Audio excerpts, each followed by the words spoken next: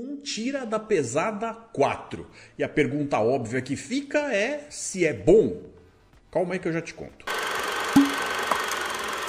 Salve telanautas, esse sou eu, Heitor Teixeira, trazendo para vocês mais um Tela Review pra gente falar sobre um tira da pesada 4, Axel Foley, ou no original Beverly Hills Cop, onde o Ed Murphy estava meio que no começo de carreira e no auge da sua visibilidade como comediante. Coisa essa que fica muito complicado a gente ter as mesmas expectativas e fazer as mesmas cobranças dele hoje para com o cara que ele era naquela época. E ainda assim, naquela época, quando eu era apenas um garotinho assistindo o filme, ele me parecia um cara muito mais velho, apesar dele ser meramente um jovem. Para vocês não esquecerem ao longo do vídeo, vou pedir logo aqui no comecinho para vocês deixarem um like. Aperta no joinha, isso ajuda bastante o vídeo a chegar em mais possíveis interessados e a fazer o meu conteúdo ser fortalecido. Dá essa forcinha pro tio Heitor. Considere inclusive se inscrever no canal na tela para não correr o risco de perder mais dos meus lançamentos aqui nesse canal de nerds felizes que cresce a todo dia, mas pode crescer um pouquinho mais com a sua ajuda. Se você conhece alguém que curte esses assuntos, considere inclusive compartilhar o vídeo. Pode mandar no zap também. A partir desse ponto aqui, eu vou avisar para vocês que eu vou fazer um comentário rápido a respeito de tudo, mas que vai conter spoilers. Então estejam todos avisados. Os 4 filmes dessa franquia então são o Tira da Pesada de 1984, dirigido por Martin Brest, o de 1987, dirigido pelo Tony Scott, o de 1994, dirigido pelo John Landis, que já foi 10 anos depois do primeiro, e esse aqui agora que está saindo 30 anos depois do último que a gente viu até então, aqui em 2024, pelo Mark Malloy. A minha ótica até então, até eu assistir esse aqui, me dizia que os 2 primeiros pareciam uma continuação natural um do outro. Parecia que eles tinham sido feitos meio que na mesma fornada, por assim dizer, apesar de ter mudança na equipe criativa e tal. O que veio 10 anos depois do primeiro, o que foi em 1994, que pra mim na época pareceu que eles levaram uma eternidade. Vejam vocês, esse aqui levou 30 anos, aquele tinha levado 10 depois do primeiro. E pra mim, na época, com os meus 16 anos, eu achava que os caras tinham esperado tempo demais. De qualquer forma, ainda com o John Landis sendo sim um grande diretor, me pareceu que esse negócio de tentar equilibrar a parte do humor com a parte da ação policial se perdeu um pouco e aquele filme acaba se tornando mais comédia do que necessariamente um filme do Tira da Pesada, como eles mostraram pra gente que deveria ser a fórmula ou a receita de bolo nos 2 primeiros filmes. Esse de agora, curiosamente, me pareceu um retorno para aquilo que me agradou mais nos 2 primeiros filmes. Me pareceu uma coisa que tem uma conexão muito maior com aqueles, tendo deixado um pouco de lado o lado mais bobo do terceiro filme. Ainda bem. Todos os filmes da franquia, de qualquer forma, acabam seguindo essa formuleta, esse jeito de fazer, que no caso falam a respeito de um policial proativo e abusado da cidade pobre, meio caótica, meio decadente de Detroit, tendo por algum motivo que cai no colo dele que ir para a cidade mais mauricinha, mais fútil, mais toda cheia de coisas afrescalhadas de Beverly Hills, e a gente vai ver justamente essa coisa destoante de um cara que tem um jeito de ser que talvez não seja exatamente a coisa mais compatível com o cenário no qual ele vai estar inserido, inclusive por causa da personalidade dele, com o comportamento dele, que é muito espirituoso, ele é muito boca dura, fala as coisas de um jeito que nem sempre agradam todo mundo, que às vezes acabam vendo ele como insolente, principalmente o próprio pessoal da polícia de lá, já que eles não estão debaixo da mesma jurisdição, apesar de serem colegas de trabalho. Então, sempre fazendo gracinha, tendo aí essa cara de pau tremenda, ele vai seguindo fazendo as coisas, mas principalmente usando de muita engenharia social, dizendo o que as pessoas querem ouvir, usando a capacidade detetivesca dele para tentar analisar que tipo de comportamento ele pode usar para fazer facilitações em relação a quem pode trazer algum tipo de benefício vantagem ou trazer informações para ele.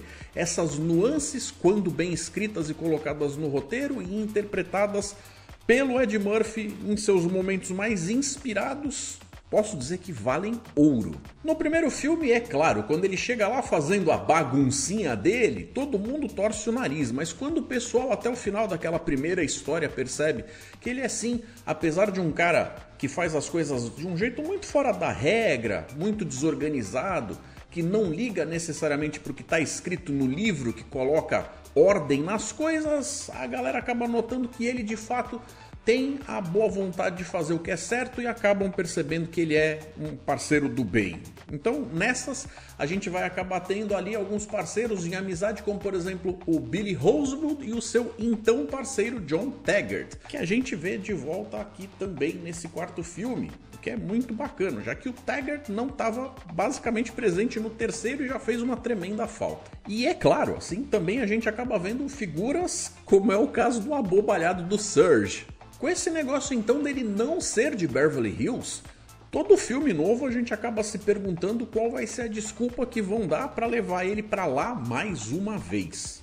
Esse quarto filme aqui então não tenta reinventar a roda, é meio que uma raspa do tacho que mistura sim um monte de clichê com toneladas de nostalgia, mas que faz isso de forma muito eficiente.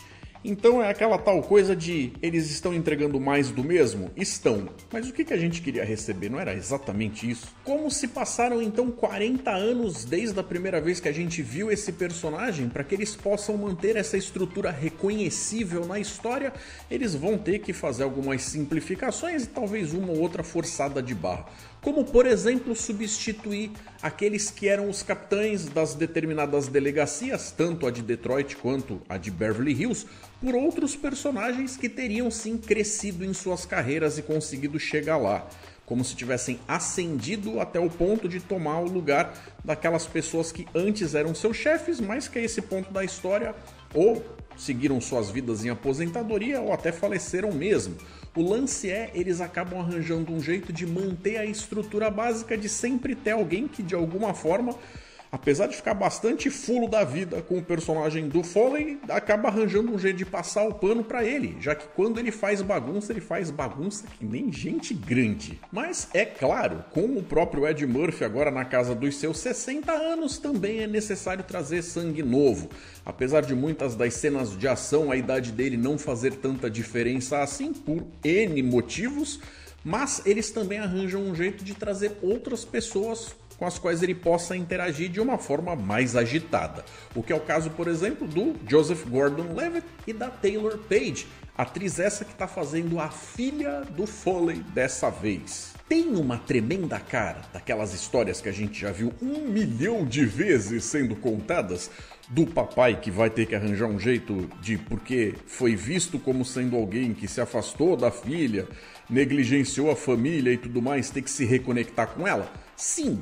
Mas como eu disse, apesar deles escolherem coisas de histórias que a gente já está muito acostumado, o roteiro faz isso de forma competente. Então funciona.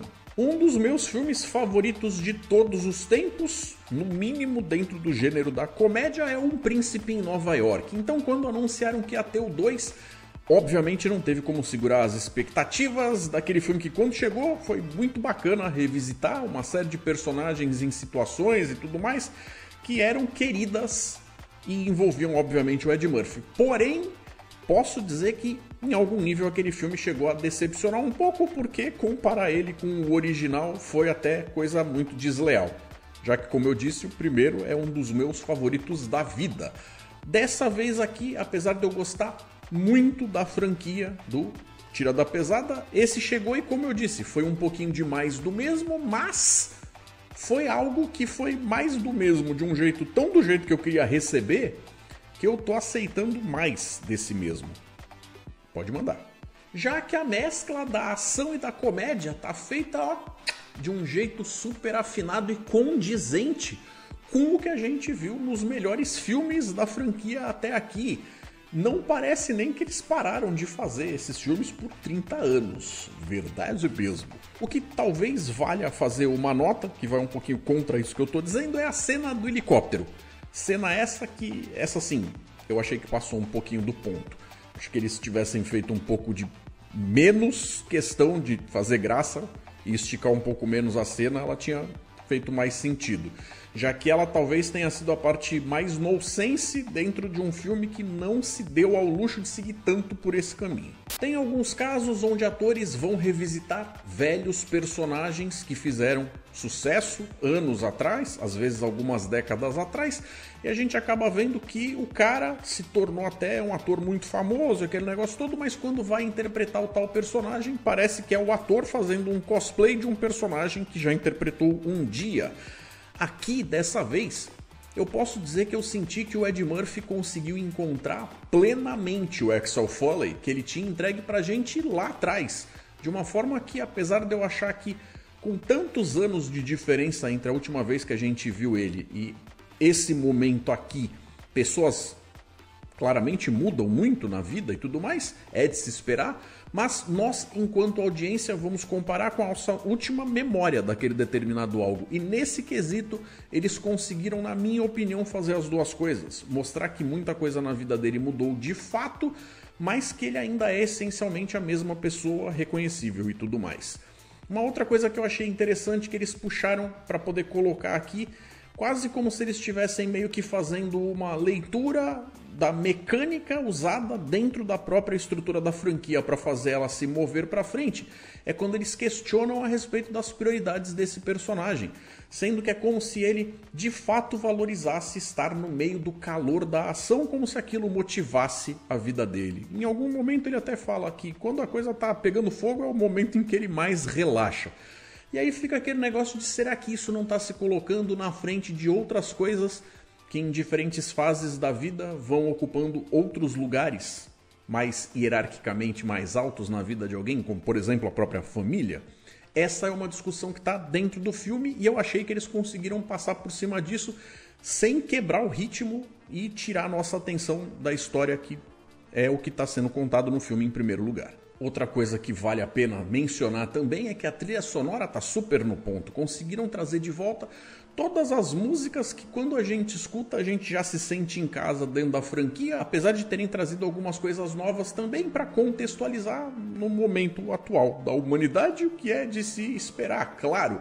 Mas até o pessoal do departamento de fotografia conseguiram fazer uma amarração com os dois primeiros que o terceiro, na minha opinião, não fez.